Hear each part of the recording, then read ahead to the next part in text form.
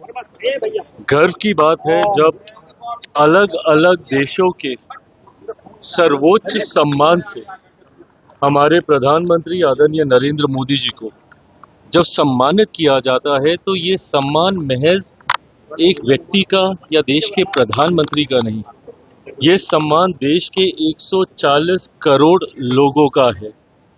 और ऐसे में जब सबसे ज्यादा सम्मान पाने वाले प्रधानमंत्री की श्रेणी में मौजूदा प्रधानमंत्री नरेंद्र मोदी जी का जब नाम आता है तो यकीनन ये हम सबके लिए गर्व की बात है कि देश ही नहीं बल्कि दुनिया में जिस तरीके से प्रधानमंत्री जी और उनके माध्यम से हमारे देश भारत का मान सम्मान बढ़ रहा है, ये हम सब के लिए गर्व की बात है। 12 सालों में ये उपलब्धियां हासिल हुई, जहां एक तरफ देश में विकास के कार्यों को गति देने का काम किया तो वहीं अंतर्राष्ट्रीय स्तर पर उस मोर्चे को भी संभाले रखा वैश्विक चुनौतियों के बावजूद।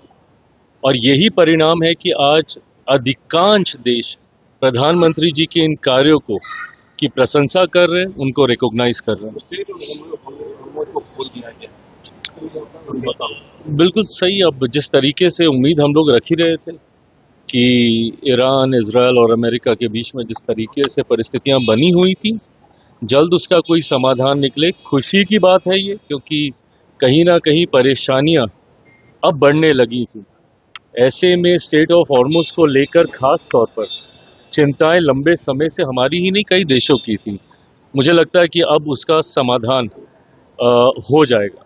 सर, रोशन आनंद और खान सर के विवाद के बीच सर तेजस्वी यादव ने मुख्यमंत्री को पत्र लिखा है और उनसे जांच की मांग की है।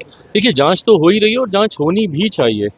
सत्य सामने आना चाहिए, कहाँ कौन दोषी, किस वजह से ये पूरा घटना चक्र घटा, वो जरूर सामने आना चाहिए। कोचिंग माफिया की बात हो रही है, क्या बिहार में कोचिंग माफिया पनप रहे हैं?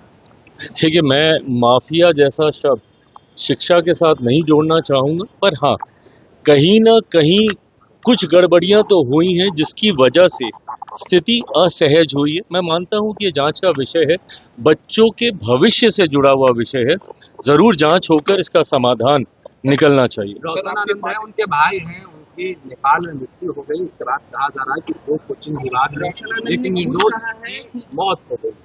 देखिए, मुझे नहीं पता कि क्या कारण रहा जिस वजह से उनका निधन हुआ, बट हाँ, पुनः जब मैं जांच की बात करता हूं, मैं इन तमाम बिंदुओं को मद्देनजर रखते हुए किसी के साथ कोई अन्याय ना हो, इस बात का ध्यान जरूर हमारी सरकार रखेगी। चुनाव लड़ने की तैयारी कर रही है?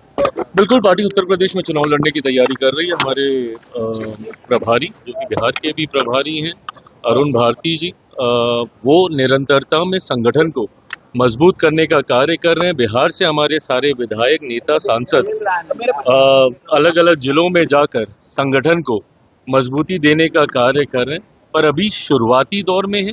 मुझे लगता है कि कुछ समय बीतेगा, धीरे धीरे हमारे भी कार्यक्रम वहां पे लगने शुरू होंगे और उसके बाद चुनावी दृष्टि से क्या स्वरूप बैठता है उस पर अंतिम फैसला लिया जाए।